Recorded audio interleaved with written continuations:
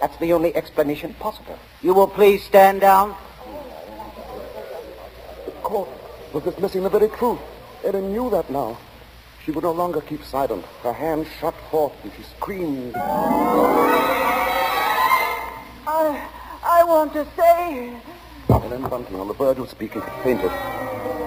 And then, when she was revived a few moments later, she said nothing.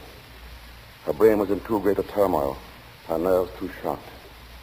Like one in a dream, she allowed herself to be led from the courtroom. The voices of spectators were only vague sounds to her. She was going to say something. Yes, it was hysterics. Yeah, that bit about the knife. Yeah, the knife. The knife. The knife. As Ellen Bunting proceeded homeward, the remarks from the spectators remained in her mind. She heard them over and over. That bit about the knife. The knife. Just such a bag as might contain a knife. We'll see she stays closer than the house, eh? No harm in being safe.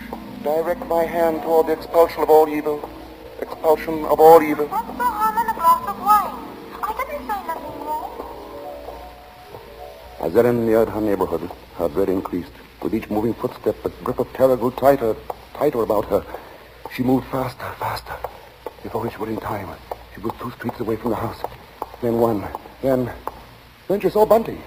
Sharply, like the thrust of a knife, she realized what this meant. Daisy was left alone with the lodger. Bunting! What is it? Oh, Bunting, tell me, Bunting. Where's Daisy? Where is she? I say, where? Well, whom? Oh, listen to me. Try to understand. Sleuth is the Avenger. What are you saying? Oh, Lodger, he's the Avenger, Bunting. Oh, but there's no time for that. Daisy's in danger. Hurry! Hurry! Yes. Daisy! Daisy!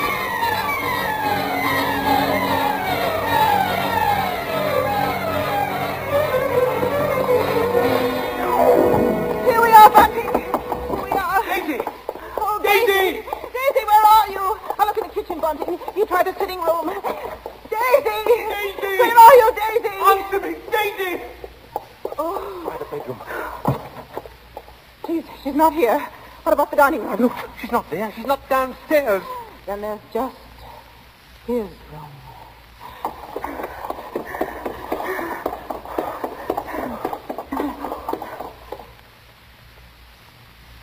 Go on.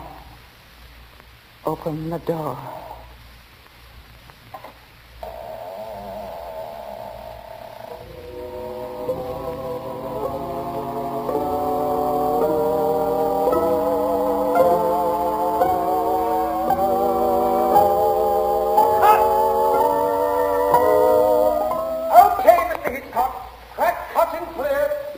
Cop, what's the idea, Hitch? I've a few more lines to do. As Mr. Marshall, the narrator, you have. Not as Mr. Sleuth, the lodger. Hitch, you can't stop the play right here. It isn't fair, you know. Why isn't it, Bart? What more is there to say? For Mr. Hitchcock, won't people want to know what Bunting and me found in the room? All right, Ellen. What precisely did you find? Well, nothing, sir. There. You see? Nothing. No lodger, no Bible. And that locked dresser drawer. What about that? We unlocked it, sir. And what was in it? Nothing, sir. You are certain, Mrs. Bunting? Oh, you gave me quite a turn, Mr. Mr. Marshall. Yes, sir, I'm sure, sir. There was nothing. Oh, begging your pardon, Mr. Hitchcock, but don't you think we'd better just mention about Daisy? I don't know, Bunting. What do you think we ought to say? Oh, just that the reason she wasn't in the house when Ellen and me got there was, well, she'd gone out for a walk, that's all. Did she enjoy it? Oh, very much, sir. Made it to King's Cross and back in just under an hour, sir. Splendid time, Bunting. Well, there you are, Bart. There's the story. Now, wait a minute, Mr. Hitchcock. You can't do that. That's not the story. Of course it's not. Now, look here, Hitch. Here's the fellow who composed and conducted all our music, Wilbur Hatch. He wants to know about this, too. Everybody does. All right, Bart. What is it they want to know? What became of Mr. Sleuth? Oh, him. Why, he left that afternoon. They never saw him again. And now I think we ought to say something about the Columbia Mr. forecast so Hitchcock, far. sir, will you please... Stop him, Mr. Marshall. Hitch, listen to me. Yes? What is it? They want to know when the Avenger finally was caught. Oh, well, let me ask you something, Bart. Are you acquainted with Loretta Young? Yes, what's that got to do with it? Well, in next week's Columbia Preview series, Miss Young will take the starring role in the drama of an American Red Cross nurse. That's good news, isn't it? Oh, that's great. But now listen, Hitch, you've just got to tell that audience exactly when and how Mr. Sleuth was caught. Caught? Why on earth should he be caught? Why? Well, he was the Avenger, wasn't he? Was he?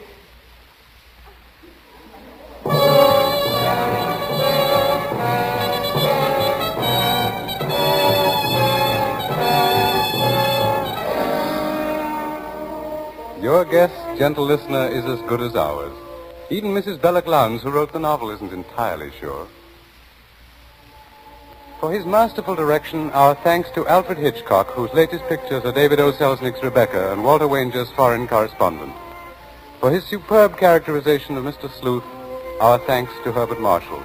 And our thanks to the outstanding British character actor who tonight portrayed the role of Bunting, Edmund Gwen. If you liked tonight's program and want to hear more in the same highly original Hitchcock vein, radio versions of The Lady Vanishes and The 39 Steps, for example, write to CBS and tell us so. Your interest will help bring Suspense to the air as a weekly feature.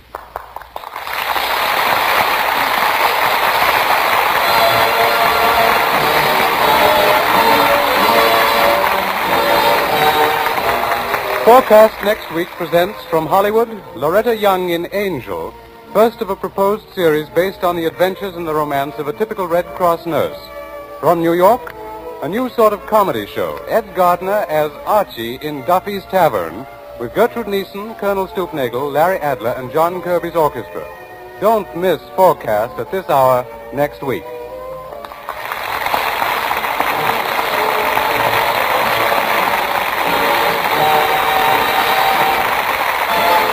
Thomas P. Benson speaking. This is the Columbia Broadcasting System.